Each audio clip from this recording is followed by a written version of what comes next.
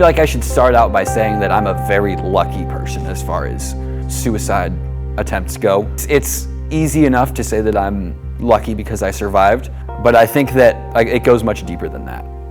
I think that my story can show that it can happen to anybody, and that the last thing you want to do is not listen to your emotions. I feel like I have a purpose in this life because I feel like I was given a second chance that hardly anybody's given.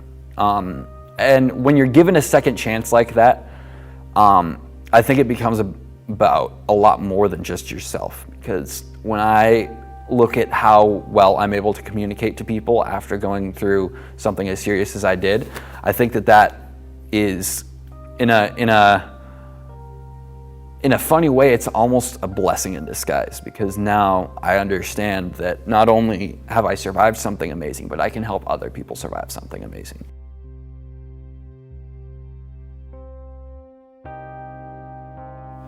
I believe the first words that I was told were that I had shot myself, which almost in my brain made me think like it was an accident. I would say that, well, it was life-changing, to say the least, and it shattered all of us initially, but we definitely have grown, and all of us have been to counseling, and all of us embrace therapy now, and we talk more easily. We definitely are more open, and we can be vulnerable with each other. I've learned to say things out loud, and that really there's nothing that I shouldn't ask my kids, especially that it's okay to say the words suicide. It's okay to ask them if they're feeling helpless or hopeless. It's okay to ask in a very direct way, how sad are you right now, and are you thinking of harming yourself? Are you having thoughts of suicide? And how can I be present for you right now?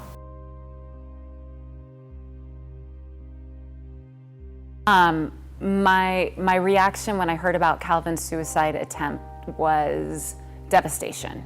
On a couple levels. As a teacher, I was devastated that I hadn't noticed or invested more or investigated more and done more. I think that that's a very common reaction to people when they hear about a suicide attempt, is what was their role in it. And then to get the full story of what took place, there were some of the darkest teaching moments in my life. What I've learned from my experience with Calvin is that you can never just take what somebody appears to be like on the outside at face value. That you really need to listen to the whole story. And if you're hearing anything that even just gives you a little, puts the hairs on your head up a little bit, to take notice of that and to follow up with that.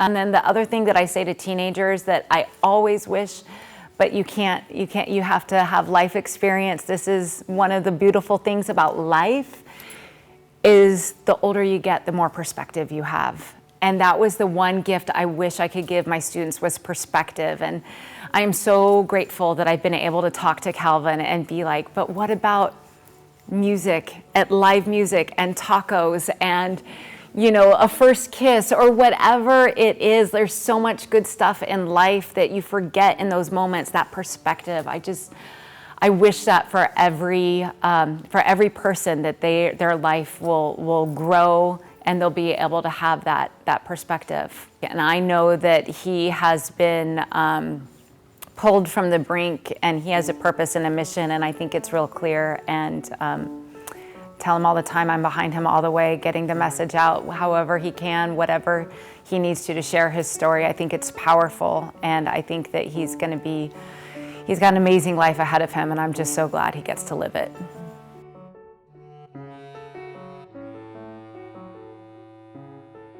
I think the biggest thing I'd say to teenagers that are going through similar situations is that you can't be afraid to reach out.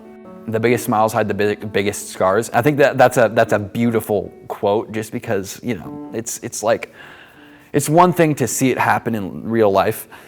I think that it's another thing to experience it yourself. I just think that, you know, people can be shown that life is beautiful. You know, I think that life is beautiful. What it boils down to is what you focus your time and energy on. So, you know, if you're focusing your time and energy on the wrong things, you're probably going to get the wrong idea of what life is. If you focus your time and energy on the right things, I think that you'll think that life can be, you know, pretty dang cool.